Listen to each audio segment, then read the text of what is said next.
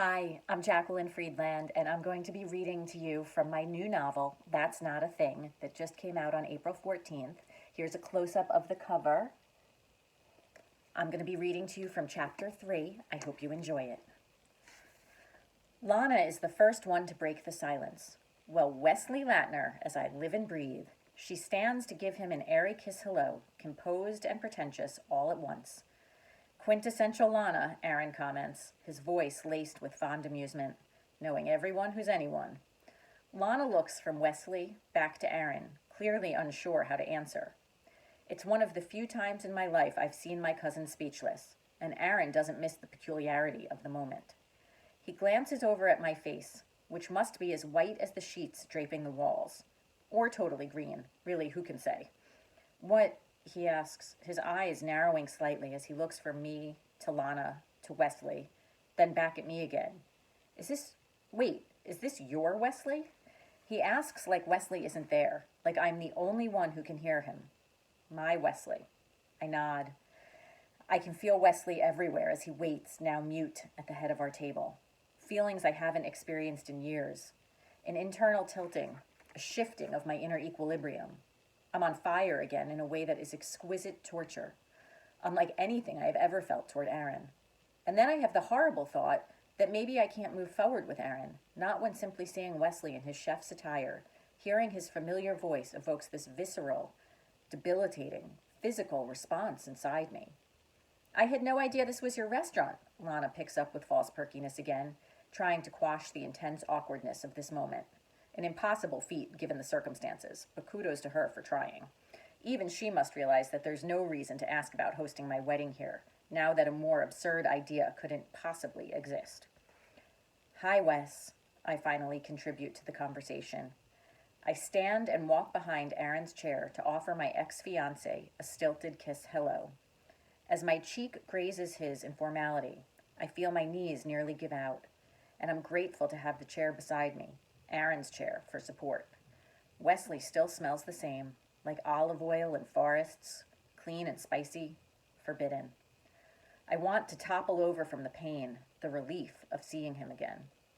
I didn't know this was your place. It's great. I managed to eke out these sentences and follow them up with another. I'm happy for you. Thanks, he answers, surprise still evident on his face.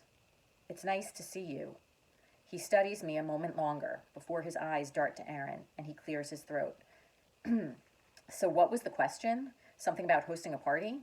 He glances back at Lana and Reese. Oh, never mind about it. Lana waves her hand dismissively and forces out a laugh. We were really impressed with the food and kind of just wanted to meet the chef.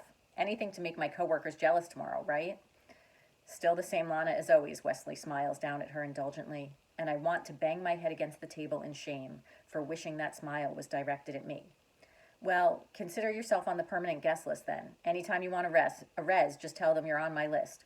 Amazing, thank you. Lana looks really excited for a nanosecond, and then disappointment flashes across her face, likely because she has realized it would be completely traitorous for her to frequent this establishment on any sort of regular basis. Okay, well, I'd better get back to it then. Enjoy the rest of your meal. Wesley's eyes travel briefly over each of us before he turns and heads back toward the kitchen, stopping and chatting with other guests along the way.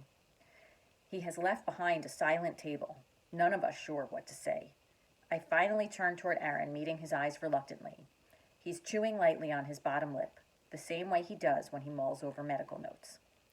I decide it's my responsibility to get the conversation flowing again. So that was unexpected.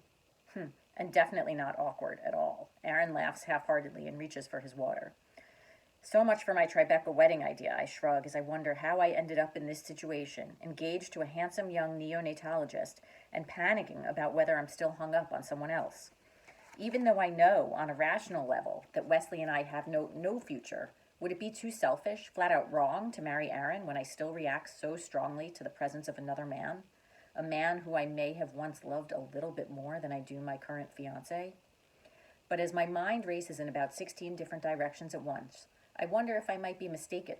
What if I'm misinterpreting my shock as some sort of yearning that it isn't?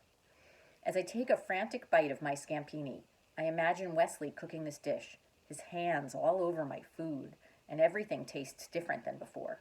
I'm acutely aware of the juices seeping out from the slick pieces of shrimp inside my mouth, the fibers of flesh coming undone against my tongue, and it's suddenly too much, way too much. I cough abruptly, blocking the food, pushing it away from my throat, like I'm trying to keep it from entering me, from reaching my insides, possessing me all over again. I grab for my ice water, taking several large gulps as I try to wash away the taste of Wesley, swallowing once, twice, coughing again.